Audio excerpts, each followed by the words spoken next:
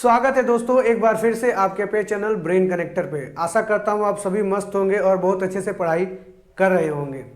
और जैसा कि आपको पता है कि आपका बोर्ड सीट डेट शीट आ चुका है बोर्ड एग्जामिनेशन का, जिसमें आपका 15 फरवरी से एग्ज़ाम स्टार्ट है और 10 फरवरी को जाके ख़त्म हो रहा है। और वहाँ पे लास्ट में 10 मार्च को, और लास्ट में आपको 10 मार्च को आपको मैथ का एग्ज़ाम देखने को मिलेगा।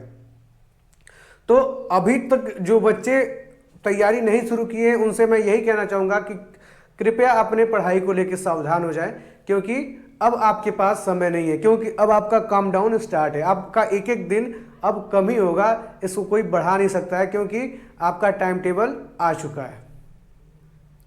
ठीक है, तो मैं आपसे क्या कहना चाहता हूँ कि अपने तैयारी को आप जिस रफ्तार से ले जा रहे हैं उस रफ्तार को थोड़ा बढ़ा दीजिए। और जो लोग नहीं किए हैं, अभी तैयारी अपना शुरू भी नहीं किए, वो अपना तैयारी शुरू कर दें, क्योंकि अब उनके पास बिल्कुल भी समय नहीं है। मैं उसमें आपकी क्या हेल्प कर सकता हूँ उसको लेके मैं थोड़ा सा बात करूँगा, उसके बाद फिर हम लोग अपने सेशन को स्टार्ट करेंगे। मैं आपका ये हेल्प कर सकता हूँ कि हर एक चैप्टर को बिल्कुल उसका निचोड़ निकाल के उसके सारे थियरम्स को आपको समझा सकता हूँ, उस चैप्टर के सारे कॉन्सेप्ट को समझा सकता हूँ, और उससे बनने वाले प्रोबेबल क्वेश्चन को बता सकता हूँ कि किस तरीके के क्वेश्चन बनते हैं और किस तरह के क्वेश्चन आपको एग्जाम में देखने को मिलेंगे। और श्योरिटी तो 100% किसी भी चीज़ की नहीं होती है, पर मैं ये बात ज़रूर बता रहा हूँ कि अगर आप ब्रेन कनेक्टर के साथ रेगुलरली जुड़े हैं तो आप डिसअपॉइंट नहीं होंगे और बहुत अच्छा नंबर लेके आएंगे मैथ्स में। तो हम लोग क्या करने वाले हैं, पहले हम लोग क्या करेंगे कि आपको पूरा थियरम बताएंगे, फिर आपको जो जिस तरह के क्वेश्चन आपके एनसीईआरटीज में हैं, जो आपके बोर्ड एग्जामिनेशन में आते हैं आपके सिलेबस के अकॉर्डिंग, उसमें से कुछ चुनिंदा क्वेश्चन को कराएंगे, ताकि उस क्वेश्चन को करने के बाद बाकी एक्सरसाइज के सारे क्वेश्चन आप लोग कर पाएँ। मैं कोशिश करूंगा लाइव सेशन करने का भी, जिसमें हम लोग 1 to 1 एक दूसरे को समझेंगे और बातें करेंगे अपने एग्जामिनेशन पॉइंट ऑफ व्यू के बारे में और क्वेश्चंस के बारे में कि किस तरह के क्वेश्चन को किस तरीके से हैंडल करना है। अगर आपको क्वेश्चन को हैंडल करने का तरीका पता हो गया तो समझ लीजिए कि आपका आधा प्रॉब्लम मैथ से खत्म हो गया। कई बार बच्चों के साथ दिक्कत होता क्या है कि वो उनको क्वेश्चन तो क्लास में वो समझ जाते हैं, पर वो जब एग्जाम में जाते हैं तो पूरा प्रोसेस ही भूल जाते हैं। तो वो इसलिए भूल जाते हैं क्योंकि उसका कॉन्सेप्ट उनके दिमाग में, जब कॉन्सेप्ट आपके दिमाग में रहेगा तभी आप कुछ सोच पाएंगे और उसको इम्प्लीमेंट कर पाएंगे। तो उसी चीज़ को हम लोग लेके आगे बढ़ने की कोशिश करेंगे आज से। और आज आप जैसा कि देख रहे हैं कि रियल नंबर आपका फर्स्ट चैप्टर है मैथ्स का, और इसके थियरम्स को आज हम लोग देखने वाले हैं। इसके बाद फिर इसके एक्सरसाइज को, कुछ एक्सरसाइज के कुछ क्वेश्चन को, सारे क्वेश्चन को नहीं, क्योंकि आप जो लोग मेरे से पढ़े हैं वो लोग जानते हैं कि मैं एक्सरसाइज को कराने में बिल्कुल भी भरोसा मतलब बिलीव नहीं करता हूं। मैं चाहता हूं कि मैं कॉन्सेप्ट बताऊं, कुछ एग्जाम्पल बताऊं और बच्चे एक्सरसाइज को अपने आप से करें। ठीक है, तो मैं आपको बस थियरम बताऊंगा, कुछ एग्जाम्पल बताऊंगा, एक्सरसाइज आपको करना है। अगर हम लोग रेगुलरली बने रहेंगे तो बहुत ही जल्दी अपने एनसीईआरटी को खत्म करते हुए पाएंगे। उसके बाद आपको प्रीवियस ईयर क्वेश्चन भी करते हैं, मोस्ट इंपॉर्टेंट क्वेश्चन भी करते हैं, मतलब आपको तैयारी को ऐसा रूप दे देना है कि आप किसी भी तरह मैथ में आप पीछे नजर ना आए। जिसका भी मैथ में कॉन्फिडेंस लो है, अगर वो रेगुलरली ब्रेन कनेक्टर के साथ बने हुए हैं तो मैं उनको बिलीव दिलाता हूं कि वो अपना मैथ अच्छा कर सकते हैं, अगर वो प्रैक्टिस करेंगे तो, क्योंकि सब कुछ करना आप ही को है। मैं बस आपको यहाँ से बता सकता हूँ, आपके लिए कोई प्रैक्टिस नहीं कर सकता हूँ, आपके लिए क्वेश्चन सॉल्व नहीं कर सकता हूँ, आपका बोर्ड का एग्जाम नहीं दे सकता हूँ। ठीक है, तो बने रहिए ब्रेन कनेक्टर के साथ। और अभी तक जिन लोगों ने ब्रेन कनेक्टर को सब्सक्राइब नहीं किया, प्लीज़ सब्सक्राइब कर लें, क्योंकि यहाँ पे जो भी बताया जाएगा सिर्फ आपके काम का चीज़ होगा और मैक्सिमम प्रोबेबल चांस होगा कि वो एग्जाम में आपके आए। तो यहाँ पे कुछ भी फालतू बातें नहीं होती हैं। आप जो चैनल पे बने वो जानते हैं, और जो क्लास में मेरे साथ पढ़े हैं वो भी जानते हैं कि मैं फालतू की बातें बहुत कम करता हूँ, काम की बातें बहुत ज़्यादा करता हूँ, और सिलेबस को थोड़ा तेज़ी से लेके चलने की कोशिश करता हूँ। थियरम पे टाइम देता हूँ, एक्सरसाइज में नहीं टाइम देता हूँ। तो चलिए आइए समझते हैं कि क्या है रियल नंबर और इसमें कौन कौन से थियरम है। ठीक है, तो जब फर्स्ट चैप्टर की बात करते हैं तो बेसिक चीज़ों की बात करते हैं हम लोग। रियल नंबर क्या एक ऐसा सेट ऑफ नंबर है जिसमें इरेशनल नंबर, रेशनल नंबर सभी इंक्लूडेड होते हैं। वहीं पे रेशनल नंबर में जब हम लोग आगे बढ़ते हैं तो रेशनल नंबर में इंटीजर इंक्लूडेड होता है, और इंटीजर के अंदर होल नंबर और नेचुरल नंबर इंक्लूडेड होते हैं। तो ये सारी बहुत ही बेसिक चीज़ें हैं जो आपको पता होना चाहिए। वहीं पे जब हम लोग नेचुरल नंबर से शुरू करते हैं तो नेचुरल नंबर के बारे में अगर हम लोग बात करें तो नेचुरल नंबर को हम जानते हैं एज अ काउंटिंग नंबर, जैसे 1 2 3 4 5 6 7 8। ये प्राकृत में जो नंबर है उनकी बात कर रहे हैं, क्योंकि प्रकृति में जीरो नहीं है। कहीं से भी अगर हम कुछ भी स्टार्ट करते हैं तो 1 से स्टार्ट करते हैं, कभी भी जीरो से नहीं स्टार्ट करते, क्योंकि नेचर में जीरो है ही नहीं। जीरो को डिस्कवर किया गया, ठीक है, ताकि और आगे नंबर को हम लोग प्रोसीड कर सके। तो इसीलिए पहले 1 to 9 नेचुरल नंबर कहलाते थे। उसके बाद फिर जब जीरो डिस्कवर हुआ तो फिर 10 बना, 11 बना, 12 बना और आगे की तरफ बातें बढ़ी। तो हम लोग यही जानते हैं कि all counting number is called natural number, और यही हमारे लिए पर्याप्त भी है, इससे ज़्यादा जाना जरूरी भी नहीं है। इसके बाद जब हम लोग होल नंबर की बात करते हैं तो होल नंबर आपको पता है कि वो जो नंबर जो सेट ऑफ नेचुरल नंबर है उसमें जीरो इंक्लूड हो जाता है और वो चीज़ें क्या बन जाती हैं, होल नंबर बन जाती है। तो 0 1 2 3 4 अप टू इनफाइनाइट, क्योंकि हमें ग्रेटेस्ट नंबर नहीं पता नेचुरल नंबर का भी और होल नंबर का भी, इसीलिए हम उसको सो ऑन कर देते हैं, मतलब आगे जहाँ तक बढ़ जाएंगे वही आपका होल नंबर रहेगा। उसके बाद फिर हम लोग आगे बढ़ते हैं तो जीरो से पॉजिटिव नंबर सारे हो गए हैं। अब जीरो के पीछे के नेगेटिव नंबर को भी हम लोग इंक्लूड कर लेते हैं अपने सेट ऑफ नंबर में, और जब जीरो से नेगेटिव नंबर को भी हम लोग इंक्लूड कर लेते हैं अपने सेट ऑफ नंबर में तो उसे हम लोग कहते हैं क्या, इंटीजर। तो हम लोग डिफिनीशन देते हैं कि all the positive number, all the negative number including zero except fractional part, मतलब जो फ्रैक्शनल पार्ट, अब नेगेटिव नंबर कर देंगे तो उसमें तो फ्रैक्शनल पार्ट भी आ जाएंगे ना, पॉजिटिव नंबर कर देंगे तो फ्रैक्शनल पार्ट भी आ जाएंगे। तो फ्रैक्शनल पार्ट को छोड़ देंगे जब हम लोग, तो वहाँ पे जो नंबर आएंगे फ्रैक्शनल पार्ट, डेसिमल पार्ट, ये सब जो छोड़ देंगे तो जो नंबर बचेंगे नेगेटिव नंबर, पॉजिटिव नंबर, जो या यूँ कह सकते हैं कि जो नंबर लाइन पे नंबर होंगे नेगेटिव, पॉजिटिव और जीरो, वही क्या कहलाएंगे, आपके इंटीजर्स कहलाएंगे। इसके बाद जब हम लोग आगे बढ़ते हैं तो फिर हम लोग बात करते हैं रेशनल नंबर की। ये सारी बातें आपको मैं बहुत पहले बता चुका हूँ, कई बार डिस्कस हो चुका है आपके साथ, बस मैं आपको बस कनेक्ट करा रहा हूँ चीज़ों से। उसके बाद फिर हम लोग इन चीज़ों को समझेंगे। उसके बाद फिर हम लोग बात करते हैं किसका, रेशनल नंबर का। तो रेशनल नंबर को हम लोग जानते हैं, बचपन से इसका डेफिनेशन याद किए हुए हैं कि a number which is in the form of p/q where q is not equal to 0, ठीक है, मतलब q 0 के बराबर नहीं होता, and p and q are the integers. मतलब कि एक ऐसा नंबर जो p/q के फॉर्म में हो और वहाँ पे q 0 ना हो, और जो p बस q 0 नहीं होना चाहिए, बाकी p और q जो भी नंबर रहेंगे वो इंटीजर रहेंगे, ठीक है, बस नीचे जीरो। अब देखिए इंटीजर में क्या आता है, जीरो भी आता है, पर q के जब जीरो होगा तो वो अनडिफाइंड हो जाएगा, इसीलिए उस चीज़ को वहाँ पे जीरो रिस्ट्रिक्ट कर दिया गया है, क्योंकि अनडिफाइंड कोई रिजल्ट नहीं होता है। तो वहाँ पे हम लोग इसीलिए q is not equal to 0 लिखते हैं। तो ये हो गया आपका रेशनल नंबर के बारे में। और ई रेशनल नंबर वही होता है जिसको हम लोग p/q के फॉर्म में नहीं लिख पाते हैं।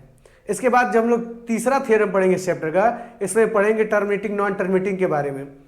तो अब रेशनल नंबर को ही दूसरे फॉर्म में बोलते हैं टर्मिनेटिंग नंबर, मतलब जो टर्मिनेटिंग डेसिमल नंबर, जो डेसिमल नंबर टर्मिनेट हो जाता है, मतलब पूरा पूरा कट जाता है। जैसे कि अगर कहीं भी लिखा है 2.34, तो ये पूरा कटा हुआ नंबर है, 34 के आगे कोई नंबर नहीं है, तो ये क्या हो गया, टर्मिनेटिंग नंबर।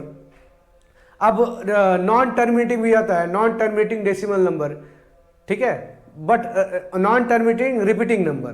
देखिए जो कट नहीं रहा है, पर कई बार क्या होता है, रिपीट होते जाता है नंबर, जैसे 3.333333, जब 10 को हम लोग 3 से डिवाइड करते हैं तो आंसर अब क्या पाते हैं 3.333333 dot dot dot so on, ठीक है। अब ये क्या हो रहा है, रिपीट हो रहा है, बट ये पूरा टर्मिनेट नहीं हो रहा है, तो इसको क्या बोलते हैं, नॉन टर्मिनेटिंग रिपीटिंग नंबर। तो ये दोनों कैटेगरी जो है वो रेशनल नंबर के अंदर आती है। फिर इसी में एक ऐसा कैटेगरी आता है जो नॉन टर्मिनेटिंग और नॉन रिकरिंग होता है, ठीक है, जो कट भी नहीं रहा है और रिपीट भी नहीं हो रहा है। जैसे यहाँ पे अभी हम लोग एग्जांपल देखें क्या, 3.3333, वैसे ही नॉन टर्मिनेटिंग और नॉन रिकरिंग, मतलब अभी यहाँ पे क्या हो रहा है, कट भी नहीं रहा है और रिपीट भी नहीं हो रहा है, तो वो नंबर क्या कहलाते हैं, उसे बोलते हैं हम लोग इरेशनल नंबर बोलते हैं। जैसे 3.34678924893872, कुछ भी रैंडमली नंबर आता चला जा रहा है और कट भी नहीं रहा है और रैंडमली नंबर आता चला जा रहा है, तो उसको हम लोग p/q के फॉर्म में नहीं चेंज कर सकते हैं, तो वो नंबर क्या कहलाते हैं, इरेशनल नंबर कहलाते हैं। तो एक बार मैं आपको और फिर से ब्रीफ कर देता हूं कि जो नॉन टर्मिनेटिंग नॉन रिकरिंग होते हैं वो क्या कहलाते हैं, इरेशनल नंबर कहलाते हैं, और जो टर्मिनेटिंग होते हैं वो रेशनल नंबर, और टर्मिनेटिंग रिकरिंग जो होते हैं ये दोनों तरह के नंबर क्या कहलाते हैं, रेशनल नंबर कहलाते हैं। आई होप आपको ये बात थोड़ी सी समझ में आई होगी। इसके बाद अगर हम लोग आगे बढ़े तो इसके बाद आगे हम लोग बढ़ेंगे तो इवन नंबर की बात करें, तो इवन नंबर एक ऐसे नंबर होते हैं जो 2 से डिवाइड हो जाते हैं। इसके बाद ऑड नंबर, जो ऐसे नंबर जो 2 से नहीं डिवाइड होते हैं। इसके बाद हम लोग प्राइम नंबर की बात करते हैं। प्राइम नंबर ऐसे नंबर होते हैं जिनका सिर्फ मतलब जो अपने आप और 1 से ही डिवाइड हो पाते हैं, जिनके सिर्फ 2 ही फैक्टर होते हैं, ऐसे नंबर को प्राइम नंबर भी कहते हैं। अब देखिए प्राइम नंबर में एक कन्फ्यूजन है, बच्चे कई बार 1 को भी प्राइम नंबर समझ लेते हैं कि 1 से भी डिवाइड होगा, अपने आप से भी डिवाइड होगा। अरे भाई दोनों बात तो एक ही है, तो इसमें आप बिल्कुल कन्फ्यूजन मत रखिए, क्योंकि 1 प्राइम नंबर नहीं है। 2 से हम लोग इस चीज़ को काउंट करते हैं, क्योंकि 2 को 2 से भी डिवाइड कर सकते हैं और 1 से भी, 3 को 3 से भी डिवाइड कर सकते हैं और 1 से भी। तो ये कन्फ्यूजन मत रखिएगा कि 1 प्राइम नंबर है। इसके बाद हम लोग बात करेंगे कंपोजिट नंबर की। तो कंपोजिट नंबर जिसके 2 से ज़्यादा फैक्टर होते हैं ऐसे नंबर को कंपोजिट नंबर बोलते हैं। फैक्टर आपको समझ में आता ही होगा, ठीक है। तो 2 से ज़्यादा फैक्टर मतलब जैसे 4, तो 4 को कौन कौन डिवाइड कर सकता है, 1, 2 और 4। तो इसमें कितने फैक्टर आ गए, 3 फैक्टर आ गए। तो जो नंबर किसी नंबर को डिवाइड कर देता है वो नंबर फैक्टर कहलाता है उस नंबर का, ठीक है। तो अब देखिए 4 कितने फैक्टर हो गए, 1, 2 और 4, ये क्या कहलाएंगे, आपके कंपोजिट नंबर कहलाएंगे, ये इनके फैक्टर कहलाएंगे। और 4 क्या कहलाएगा, कंपोजिट नंबर, क्योंकि इसमें कितने फैक्टर है, इसमें 2 से ज़्यादा फैक्टर है। ओके, तो आइए अब वो हो गया, कंपोजिट नंबर हो गए। अभी इसके बाद कौन से नंबर बचे, प्राइम, कंपोजिट, को प्राइम नंबर। को प्राइम नंबर जिन 2 नंबर ऐसे जिनका HCF 1 हो जाए, जैसे 3, 4। अब 3, 4 में ऐसा कोई नंबर नहीं है जो 3 और 4 दोनों को क्या कर पाए, कट कर पाए। ऐसा कोई नंबर नहीं है जो 3, 4 दोनों को क्या कर पाए, कट कर पाए। इसीलिए 3, 4 को कट करने वाला सिर्फ 1 ही है। तो ये 3 और 4 दोनों अगर कहीं एक साथ रखे हुए हैं तो ये क्या कहलाएंगे, को प्राइम नंबर कहलाएंगे। अब ट्विन प्राइम क्या होते हैं, जुड़वा प्राइम नंबर जो एक साथ होते हैं, जैसे 3 और 5, ये क्या कहलाएंगे, ट्विन प्राइम, क्योंकि ये दोनों का सेट है। इनको क्या बोलेंगे, ट्विन प्राइम। इनका भी HCF 1 ही होता है। कितने भी प्राइम नंबर हो उन सबका HCF क्या होता है, 1 ही होता है। आई होप ये बेसिक डेफिनेशन आपके दिमाग में घर बनाए होंगे, क्योंकि बहुत बार डिस्कस हो चुके हैं आपके साथ, आपके क्लास टीचर भी किए होंगे। अगर आप लोग थोड़ा सा भी पढ़ने में इच्छुक हैं तो आप इन चीज़ों को समझ रहे होंगे। तो मैं बस आपको एक रिकॉल कराया हूँ आपको कि ये बेसिक डेफिनेशन होता है क्या है। अब हम लोग बात करेंगे किस पे, रियल नंबर में और इसके थ्योरम्स के बारे में। अगर हम लोग रियल नंबर के बारे में बात कर रहे हैं तो इसमें फर्स्ट थ्योरम है इक्वलिट डिवीजन लेमा। ये बोर्ड में से शायद डिलीट है इस बारी, या फिर कई बारी से कह सकते हैं कि डिलीट है, पर ये आपके लिए बहुत ज़रूरी है। आज हो सकता है आपके बोर्ड प्रोस्पेक्टिव से नहीं जब बहुत ज़्यादा ज़रूरी हो, पर जब आप आगे बढ़ेंगे आपके किसी भी कॉम्पिटिटिव एग्जामिनेशन के लिए या फिर कहीं भी आप टेस्ट देंगे तो इस इक्विलेट डिवीजन लेमा का यूज़ होता है। अब हम लोग अगर समझें इसको मतलब क्या होता है इक्विलेट डिवीजन लेमा। इक्विलेट एक साइंटिस्ट थे, डिवीजन लेमा एक क्या होता है, एक थियरम होता है, जो एक छोटा सा थियरम जो प्रूव होता है, जिसका यूज करके बड़े बड़े थियरम को हम लोग प्रूव करते हैं। तो ये देखिए एक डिवीजन लेमा है। अब इसका यूज करके हम लोग कई सारे थियरम को क्या करेंगे, प्रूव करेंगे, इसीलिए इसको डिवीजन लेमा बोलेंगे। ठीक है, इसको क्या बोलेंगे, डिवीजन लेमा बोलेंगे। तो पहला थियरम क्या कहता है आपका रियल नंबर का, कि for any two positive integer A and B there exist a unique integer Q, मतलब quotient and remainder are such that, ये मतलब अगर इसको हम लोग समझने की कोशिश करें तो किसी भी 2 नंबर के लिए ए और बी को, जैसे अगर हम लोग एक बी को अगर किसी ए नंबर से डिवाइड करते हैं तो इसका एक यूनिक आंसर आएगा, और मतलब यूनिक एक कोसेंट आएगा और ये यूनिक क्या आएगा, रिमाइंडर आएगा। ठीक है, और उसका कोई यूनिक मतलब क्या, मतलब वही एक आएगा और दूसरा कुछ नहीं आएगा। ठीक, जैसे अगर हम लोग बात करें किसी भी नंबर का, जैसे ये क्या है, ये डिवीजन लेमा है। ठीक, जैसे अगर हम लोग बात करें, जैसे मान लीजिए अगर हम लोग 10 की बात कर रहे हैं, सॉरी 11 की बात करते हैं। ठीक है, अगर हम लोग 11 को 2 से डिवाइड करें तो ये क्या हो जाएगा, 2 5 जा 10 1। अब 2 के लिए 11 को 2 से डिवाइड करने के लिए इसमें अगर हम लोग बात करेंगे तो ये 5 इसके लिए क्या है, यूनिक है। 5 के अलावा यहाँ पे और कोई नंबर नहीं आ सकता है कोसेंट में, और यहाँ पे 1 के अलावा और कोई रिमाइंडर नहीं आ सकता है कोसेंट के लिए। तो ये किस नंबर की बात हो रही है, ये 2 और 11 के लिए बात हो रही है। ठीक है, ये 2 पॉजिटिव इंटीजर है 11 और 2। अब देखिए इस डिवीजन लेमा का यूज किससे करते हैं, this lemma is use for finding HCF। ठीक है, इस डिवीजन लेमा का यूज हम लोग किससे करते हैं, टू फाइंड HCF। कैसे करते हैं फाइंड HCF, अभी तक हम लोग जो पिछले क्लासेस में पढ़े हैं, ये क्या पढ़े हैं, प्राइम फैक्टराइजेशन मेथड पढ़े हैं HCF फाइंड करने का। यहाँ पे सॉरी यहाँ पे डिवीजन लेमा का यूज करके हम लोग बहुत इजीली इसको क्या कर सकते हैं, सॉल्व कर सकते हैं। आइए हम लोग करके देखते हैं कि कैसे होगा ये सॉल्व। तो यहाँ पे इस नंबर से, छोटे नंबर से बड़े नंबर को डिवाइड करते हैं, ठीक है। तो 42 से डिवाइड कर दिए 56 को, ये 1 टाइम जाएगा 42, माइनस करेंगे तो ये क्या हो जाएगा 4 114। अब यहाँ पे अब इस चीज को, डिवाइजर को यहाँ पे रख देंगे। अब आपको पता है 14 3 जा 42, इसको सबट्रैक्ट करेंगे 0। अब यहाँ पे जो डिवाइजर होता है लास्ट में, यही क्या होता है, आपका एचसीएफ कहलाता है। तो यहाँ का आपका एचसीएफ क्या हो जाएगा, आपका एचसीएफ क्या हो जाएगा 14। अच्छा, ये चीज आया कैसे है और इसका क्या मतलब है, ये भी समझना बहुत जरूरी है। तो इस चीज का मतलब है, ये ए जो है आपका, ये ए है, इसको बोलते हैं डिवाइजर, ठीक है। बी जो है आपका, सॉरी ये क्या है, डिविडेंट है। ये बी क्या है, डिवाइजर है, इसको छोटे डी से हम लोग लिखते हैं। क्यू मतलब कोसेंट आपको पता ही है, और आर मतलब क्या होता है, रिमाइंडर। मतलब अब यहाँ पे देखिए प्रैक्टिकल समझिए कि चीजें क्या होती हैं। अगर हम लोग इसको वाइप कर दें,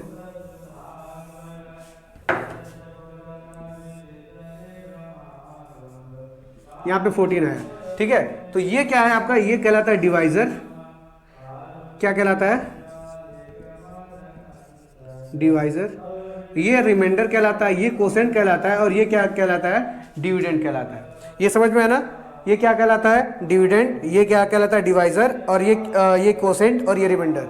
अब ये बना कैसे है कि जब आप डिवाइजर को कोसेंट से मल्टीप्लाई कर देंगे, तो डिवाइजर को कोसेंट से मल्टीप्लाई करेंगे 42 × 1, और जब उसमें इसको ऐड कर देंगे, मतलब रिमाइंडर को ऐड कर देंगे +14, तो ये किसके बराबर आ जाएगा, ये डिविडेंड के बराबर आ जाएगा, ये 56 के बराबर आ जाएगा। इसको हम लोग करके देखते हैं। अब देखिए 42 2 1 जा 42 +14, जब इसको ऐड करेंगे तो ये आएगा 6 और ये आएगा 5, तो ये 56 = 56। ये देखिए दोनों बराबर हो गया। तो यहाँ से हम लोग क्या निकालें कि अगर हम लोग इस डिवाइजर को B से अगर रिप्रेजेंट कर दें, इसको हम लोग अगर A से रिप्रेजेंट कर दें, इसको Q से रिप्रेजेंट कर दें, और इसको R से रिप्रेजेंट कर दें, तो इस चीज के जगह पे हम लोग क्या लिख सकते हैं। तो देखिए 42 मतलब क्या हुआ, डिवाइजर, डिवाइजर मतलब B, डिवाइजर मतलब क्या हो गया, B। सो अगर यहां से हम लोग लिखेंगे ना 56 यहाँ पे, तो यहां पे लिख सकते हैं A। अब देखिए B × Q प्लस 14 क्या है आपका, रिमाइंडर है, 14 रिमाइंडर है, तो ये क्या हो जाएगा R।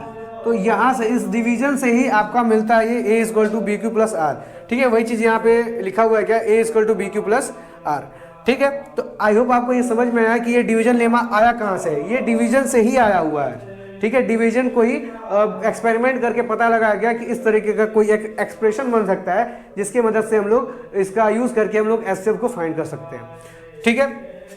आई होप आपको इसका मतलब समझ में आया। एक बार मैं और इसको अच्छे से कोशिश करता हूँ आपको समझाने का।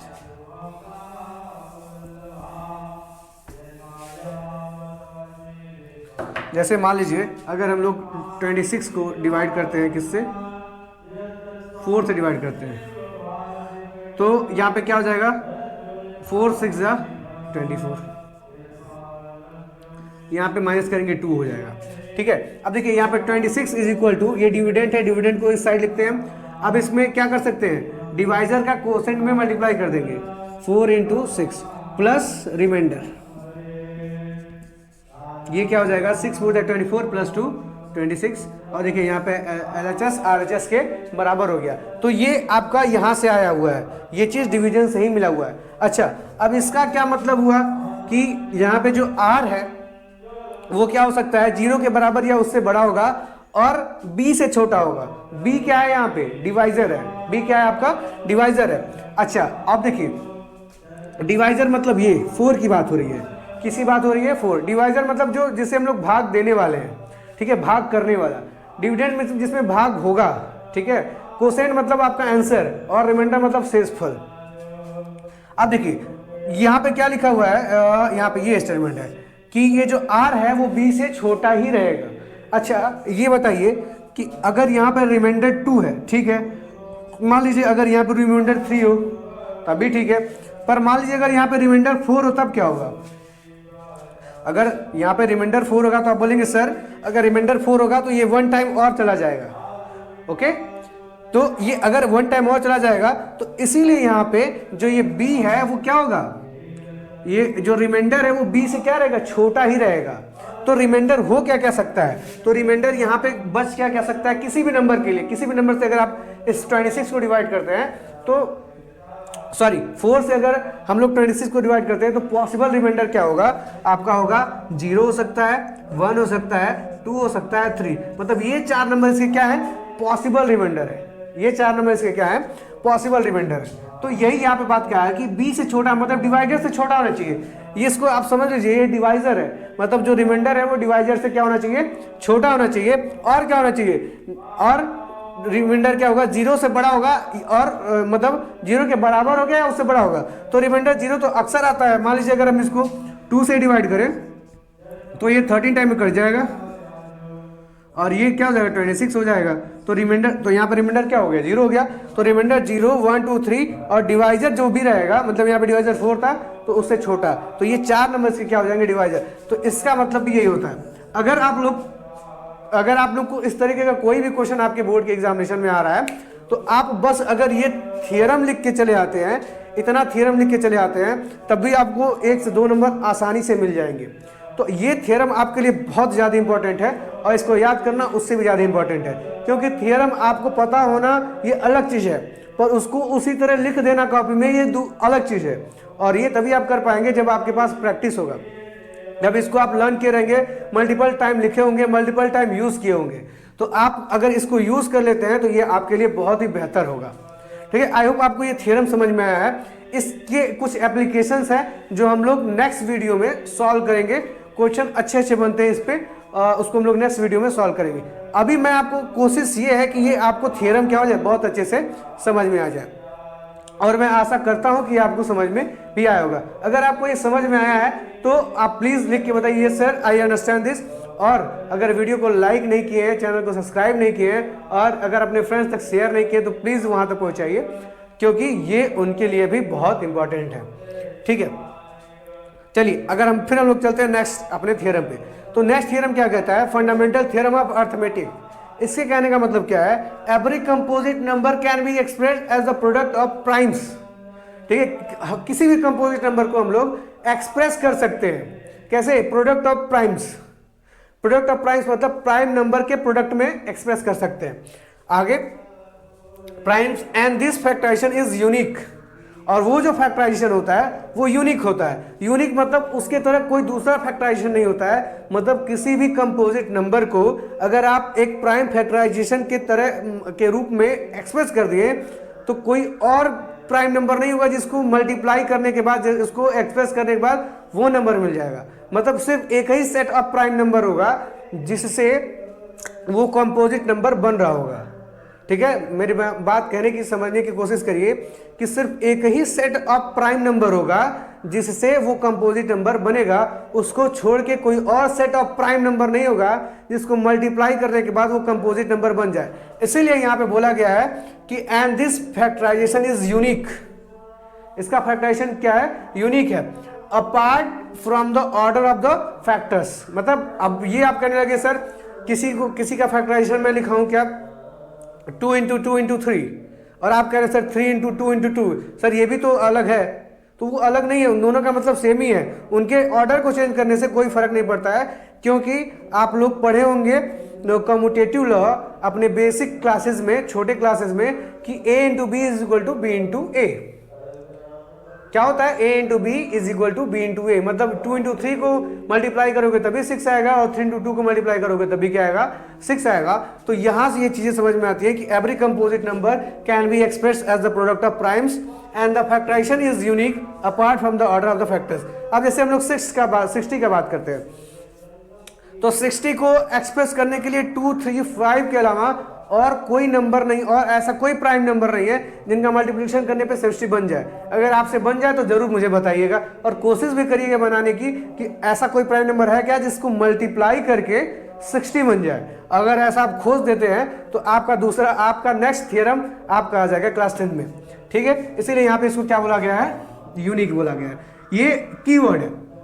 अच्छा, ये थ्योरम भी आपके लिए इतना ही इंपॉर्टेंट है जितना ये, बल्कि ये कह सकते हैं ये थ्योरम इस थ्योरम से ज्यादा इंपॉर्टेंट है, क्योंकि ये पोर्शन शायद आपके पोर्शन से क्या है, डिलीट है, पर ये चीज आपके मतलब आपके पोर्शन में इंक्लूडेड है। इससे क्वेश्चन भी बनते हैं, 100% इससे क्वेश्चन बनते हैं। ये पूरा रियल नंबर का जो चैप्टर है, ये 6 नंबर, लगभग 6 नंबर का वेटेज रखता है, मतलब 6 नंबर के क्वेश्चन आपके एग्जामिनेशन में पूछे जाते हैं। तो ये अब देखिए 60 है, तो 60 का हम लोग प्राइम फैक्टराइजेशन करेंगे तो ये हो जाएगा 2, 30, 2, 15। अब ये देखिए 15 2 से तो कटेगा नहीं, तो फिर हम लोग 3 से ले जाएंगे, 3 5 जा 15, और फिर ये 5 भी नहीं कटेगा तो ये 5 बन जाए 5। अब देखिए इसको हम लोग यहाँ पे 2 बार है, तो इसको हम लोग ऐसे लिख सकते हैं 2 to the power 2 into 3 into 5। अब देखिए ये चीज जो है ये क्या यूनिक है। अब यहाँ पे ऐसा नहीं कोई और प्राइम नंबर होगा जिसका मल्टीप्लाई करने पे आपको 60 मिल जाएगा। ठीक है, इसीलिए इसको क्या कहा गया, यूनिक। अब इसका यूज किस लिए होता है, this theorem helps in finding the SCF. आइए बच्चों समझते हैं बाकी के जो 2 थ्योरम हैं आपके चैप्टर में उनको। अभी आपके पास 4 थ्योरम थे आपके चैप्टर में, और 2 थ्योरम को हम लोग कर चुके हैं, बाकी 2 थ्योरम बचे हुए हैं। ये दोनों थ्योरम भी आपके लिए बहुत इंपॉर्टेंट है, इनको भी आपको याद करना बहुत ही ज़्यादा जरूरी है। और उससे भी ज़्यादा जरूरी क्या है, इसको समझना। ठीक है, तो मैं आपको अगर आपको ये चीज़ें एक बार में नहीं समझ पा रहे, कुछ बच्चे ऐसे होते हैं जिनका मैथ्स वीक होता है थोड़ा सा।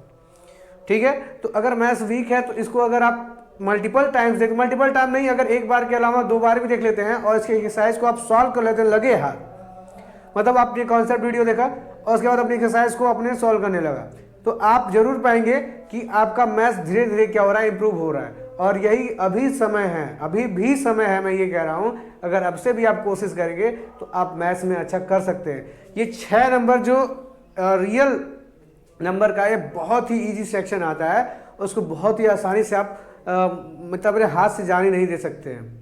अगर जो बच्चा रियल नंबर के क्वेश्चन को नहीं अटेम्प्ट कर पाएगा तो आगे के क्वेश्चन का तो सोचना भी बंद कर दे कि उसको आप कर पाएंगे और उस पर आप नंबर पा पाएंगे। ठीक है, तो आइए देखते हैं कि आपका तीसरा थ्योरम क्या कहता है।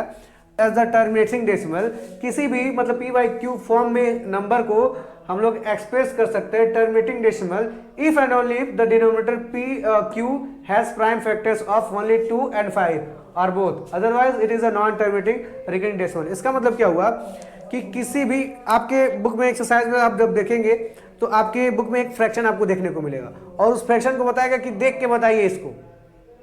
ठीक है, ऑब्जर्व करके बताइए कि ये क्या होगा, टर्मिनेटिंग होगा या फिर नॉन टर्मिनेटिंग रिकरिंग होगा। ठीक है, तो उसी चीज को समझने के लिए इस थ्योरम का हम लोग यूज करते हैं। अब इस थ्योरम के मुताबिक कहा यह जा रहा है कि अगर कोई भी फ्रैक्शन है, मतलब p/q के फॉर्म में कोई भी नंबर है, तो उसमें जो उसका डिनोमिनेटर है वो कैसा होना चाहिए। अगर उसके डिनोमिनेटर में 2 है या फिर 5 है, सिर्फ 2 और या तो 2 हो या तो 5 हो या फिर 2 और 5 दोनों हो, तभी जाके वो नंबर क्या होगा, टर्मिनेटिंग होगा, अदरवाइज वो नॉन टर्मिनेटिंग रिकरिंग होगा या फिर नॉन टर्मिनेटिंग नॉन रिकरिंग होगा। ठीक है, वो बात की बात है। पर अगर हमको ये चेक करना है, ये बताना है कि कोई फ्रैक्शन है वो क्या है, टर्मिनेटिंग है या नॉन टर्मिनेटिंग रिकरिंग है, तो हम लोग क्या करेंगे, तो हम लोग बस ये चेक कर लेंगे कि जो डिनोमिनेटर में नंबर है वो क्या है, वहां पे क्या होना चाहिए, 2 होना चाहिए या फिर 5 होना चाहिए या फिर 2 5 दोनों भी हो सकता है। ठीक है, आइए हम लोग समझ के देखते हैं कि क्या कहने का मतलब हुआ। 3/125 लिखा हुआ है और हम लोग डिनोमिनेटर को लेकर चलेंगे, तो डिनोमिनेटर को चेक करेंगे इसका फैक्टर क्या होता है 125 का। तो 5 3 8, ये 3 से कटेगा नहीं, 5 से ही कट पाएगा।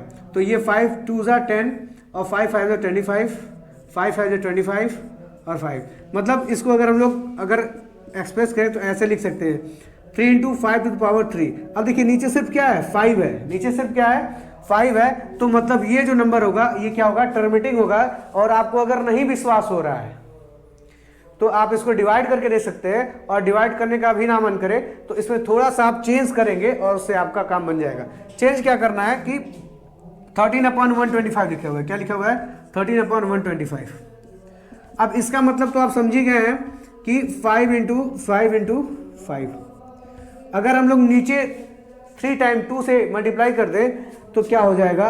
2 × 2 × 2। अब मैथ में हम कुछ भी तो कर नहीं सकते हैं, तो अगर नीचे 3 बार 2 से मल्टीप्लाई किए तो ऊपर भी करना पड़ेगा, क्योंकि इन चीज़ों को 1 तो बनाना पड़ेगा, तभी तो हमारी ओरिजिनल वैल्यू सेम रहेगी। तो यहाँ ऊपर भी 2 से मल्टीप्लाई कर देते हैं। अब देखिए, अगर इसको हम लोग मल्टीप्लाई करें 13, ये क्या हो जाएगा? 2 × 2 = 4, 4 × 2 = 8। और नीचे देखिए, 1 5 और 2 मिलके क्या बनाएंगे? 10। फिर 1 5 और 2 मिलके क्या बनाएंगे? 10। और 1 5 और 2 मिलके क्या बनाएंगे? 10। अब नीचे क्या हो गया आपका? अब ये हो गया 13 × 8, और ये क्या हो जाएगा? 1000। अब देखिए, अब जब इसको आप सॉल्व करेंगे तो 13 × 8 = 104, और नीचे क्या है? 1000। और आपको पता है कि अगर नीचे 30 है, नीचे क्या है? 30 है, तो ऊपर 3 डिजिट के बाद क्या लग जाता है? 3 डिजिट के पहले क्या लग जाता है? डेसिमल लग जाता है। तो इसका आंसर क्या हो जाएगा? 0.104। अब देखिए, ये टर्मिनेटिंग है कि नहीं है? ये नंबर टर्मिनेटिंग है, क्योंकि आगे तो बढ़ नहीं रहा है। जो नंबर आगे बढ़ेगा उसको क्या बोलेंगे? Non terminating recurring. मतलब ये टर्मिनेटिंग हो रहा है, बार बार रिकर हो रहा है।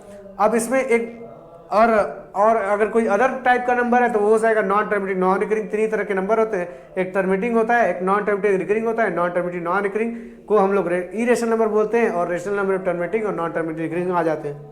तो आपको ये समझ में आया होगा कि यहाँ पे 125 है, मतलब नीचे अगर 5 है तो ये क्या होगा? टर्मिनेटिंग होगा। नीचे अगर 2 है, आप इसको चेक करके देखेंगे, 2 है तब भी ये टर्मिनेटिंग होगा, और 2 5 दोनों है तब तो ऑलरेडी वो टर्मिनेटिंग है, क्योंकि जब 2 और 5 दोनों होगा तो 0 बना रहा होगा, और 0 बना रहा है तो ऊपर डेसिमल लग जाएगा, काम खत्म।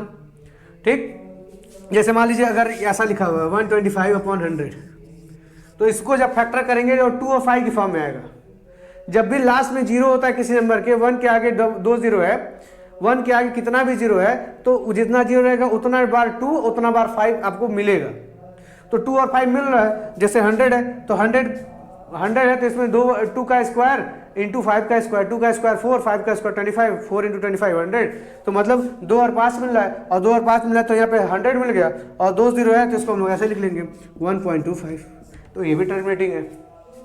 तो ऐसे कोई भी नंबर, इस थ्योरम का टोटल मतलब यह है कि ऐसा कोई भी फ्रैक्शन नंबर जिसका डिनोमिनेटर में अगर 5 है या फिर 2 है या फिर 5 2 दोनों एक साथ है, तब वो नंबर को हम देख के या फिर थोड़ा सा ऑब्जर्व करके थोड़ा सा सॉल्व करके बता सकते हैं इस तरीके से प्राइम फैक्टराइजेशन का यूज करके कि हाँ ये नंबर क्या है? टर्मिनेटिंग है। इसको डिवाइड नहीं करना है, विदाउट डिवाइजिंग। आपको बुक में लिखा होगा without actual division solve this. तो ये प्रोसेस है इसको करने का, और ये इस थ्योरम का मतलब है। और अगर यहाँ पे 2 5 या फिर 2 5 दोनों को छोड़ के अगर और कोई नंबर नहीं है तो वो क्या होगा? Non terminating recurring decimal number होगा। आई होप आपको ये थ्योरम भी समझ में आया होगा। अब हम लोग बढ़ते हैं लास्ट थ्योरम की तरफ, जो आपको एक रिलेशन बताता है किसके बीच में? एलसीएम और एचसीएफ के बीच में, और जिन नंबर्स के बीच में जिन नंबर से हम लोग एलसीएम और एचसीएफ को क्या करते हैं? फाइंड करते हैं। ये मैं वाइप कर दिया, अगर आपको नोट करना होगा तो थोड़ा सा बैक करके नोट कर सकते हैं। ठीक है, अब ये फोर्थ थ्योरम क्या कहता है कि relation between HCF and LCM. क्या रिलेशन है एचसीएफ और एलसीएम के बीच में? तो स्टेटमेंट है for 2 positive integer A and B, HCF of A B, LCM of A B जो होगा उन दोनों का प्रोडक्ट अगर हम करेंगे तो नंबर के प्रोडक्ट के बराबर आएगा। तो इसको आप ऐसे भी याद कर सकते हैं, HCF into LCM is equal to A into B. आप इसको ऐसे भी लर्न कर सकते हैं, और ये इस पे पक्का हर साल क्वेश्चन आता है। मतलब जो लास्ट के 3 थ्योरम बताएं, तीनों थ्योरम पे क्वेश्चन तो आते ही आते हैं, चाहे 1 नंबर का है, चाहे 2 नंबर का है, चाहे 3 नंबर का, मतलब तीनों थ्योरम पे क्वेश्चन आते हैं। और तीनों थ्योरम, चारों थ्योरम आपको याद होने चाहिए, क्योंकि ये बहुत ही इंपॉर्टेंट है। ये आपका बेस क्या करता है? मजबूत करते जाता है। एक चैप्टर जब आपका क्लियर रहता है ना तो दूसरे चैप्टर पे हम कॉन्फिडेंस से जाते हैं, पर जब एक ही चैप्टर क्लियर नहीं रहता है ना तो माइंड में एक डाउट बनाया रहता है हर बारी कि अभी फर्स्ट चैप्टर पढ़ना है, अभी फर्स्ट चैप्टर पढ़ना है, फर्स्ट चैप्टर को रिवीजन करना है। तो न फर्स्ट हो पाता है न सेकेंड हो पाता है। तो अगर आपको सेकंड चैप्टर को भी अच्छे से समझना है तो फर्स्ट पहले क्लियर कर लीजिए। हर एक चीज आ रहा है, कोई पूछ रहा है क्या होता है फंडामेंटल थ्योरम ऑफ अर्थमेटिक, तुरंत आप बता रहे हैं। इक्वली डिवीजन लेमा, तुरंत आप बता रहे हैं। ठीक है, क्या है रिलेशन में एचसीएफ और एलसीएम के बीच में, आप तुरंत बता रहे हैं। तो अगर आपको ये पता रहेगा तभी बता पाएंगे, और इसको पता करना और समझना बहुत जरूरी है आपके लिए। मैं कुल मिला के बात ये कहना चाह रहा हूं।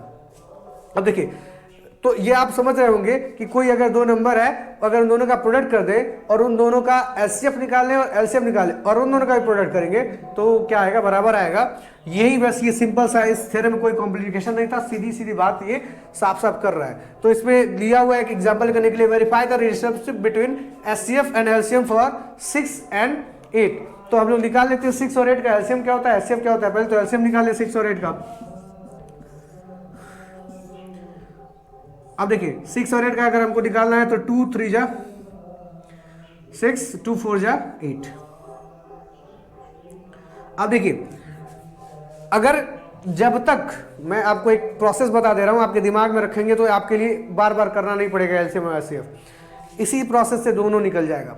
अगर ये नंबर जब तक दोनों नंबर किसी एक नंबर से कट रहा होगा वहां तक आप मल्टीप्लाई कर लेंगे तो आपका क्या निकल जाएगा, एचसीएफ निकल जाएगा, और पूरे नंबर को मल्टीप्लाई कर देंगे तो क्या हो जाएगा, एलसीएम निकल जाएगा। मतलब अब देखिए 2, 6 और 8 दोनों को डिवाइड कर दिया, पर अब यहाँ पे 2 जो है वो 3 और 4 दोनों को डिवाइड नहीं कर सकता है। मतलब 3 और 4 को डिवाइड करने के लिए मुझे किसी और को लाना पड़ेगा। ठीक है, तो एचसीएफ यहां से डायरेक्ट आप लिख सकते हैं क्या, क्योंकि अब कॉमन फैक्टर खत्म हो गया। कॉमन फैक्टर रहता है तो दोनों को डिवाइड करता। हमें किससे मतलब है, कॉमन एचसीएफ के लिए हमें किससे मतलब है, कॉमन फैक्टर से। तो कॉमन फैक्टर तो अब खत्म हो गया ना, अगर कॉमन फैक्टर रहता तो दोनों को डिवाइड करता।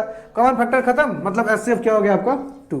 अब आगे हम लोग बढ़ेंगे, अभी इसको 2 से करेंगे तो यहाँ पे 3 एज इट इज रहेगा, फिर 2, फिर 3 एज इट इज, फिर 1, फिर 3। अब एलसीएम क्या हो जाएगा, 2 2 जा 4, 4 2 जा 8, 8 3 जा 24। तो एलसीएम क्या हो गया आपका 24। ठीक है, अब इस फॉर्मूले में हम लोग रख देते हैं ये formula, HCF into LCM is equal to A into B. तो एचसीएफ क्या है आपका 2 है, एलसीएम क्या है 24 है, is equal to A into B क्या है भाई, ए इज 6 और बी इज 8। अब इसको हम लोग करेंगे तो ये क्या हो जाएगा 8 48 और 6 इज 48, आपको पता ही है। तो ये देखिए यहाँ पे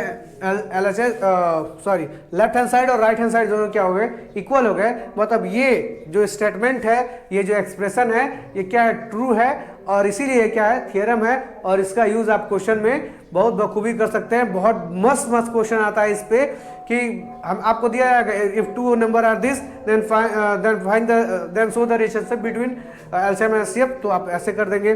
अगर आपको 3 डाटा दिया हुआ है, कभी दिया रहेगा एलसीएम, 2 नंबर दिया रहेगा, बोलेगा एचसीएफ फाइंड करने के लिए।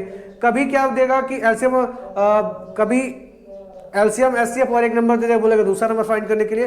तो आप इसको सिंपल इक्वेशन को जैसे सॉल्व करते थे अलजेब्रिक एक्सप्रेशन में, वैसे आप इसको सॉल्व कर सकते हैं। और अगर आपको सिंपल इक्वेशन सॉल्व करना नहीं आ रहा है, नॉर्मल कैलकुलेशन नहीं आ रहा है, तो भाई आप बहुत संकट में आने वाले हैं। और आपको मैं अभी रिकमेंड करता हूं, या फिर मेरा या फिर किसी का भी वीडियो देखिए, या फिर कहीं कोचिंग करिए, अपना बेसिक कैलकुलेशन पहले सही करिए। क्योंकि मैं यहाँ पे एक बेसिक कैलकुलेशन आपको सिखा सकता हूं, पर अगर आप उसको पढ़ेंगे नहीं, ट्राई नहीं करेंगे, कोशिश नहीं करेंगे, तो आप लिटरली बता रहा हूं, मैथ आपको बहुत तकलीफ देगा। ठीक है, आई होप कि ये चारों थियरम आपको समझ में आया है, और इसके क्वेश्चन हम लोग नेक्स्ट पार्ट में करने वाले हैं। तो बने रहिए ब्रेन कनेक्ट के साथ। और अभी तक भी अगर आप सब्सक्राइब नहीं किए, चैनल को सब्सक्राइब कर लीजिए, वीडियो को लाइक कर दीजिए, शेयर कर दीजिए, ताकि और भी बच्चे इसका बेनिफिट उठा सके और इसका थोड़ा मुझे भी मोटिवेशन मिल पाए। ठीक है, थैंक यू वेरी मच। फिर मिलते हैं नेक्स्ट वीडियो में, और कोशिश रहेगी नेक्स्ट वीडियो आपका लाइव हो। और फिर मिलते हैं नेक्स्ट वीडियो में, तब तक के लिए टेक केयर, बाय बाय।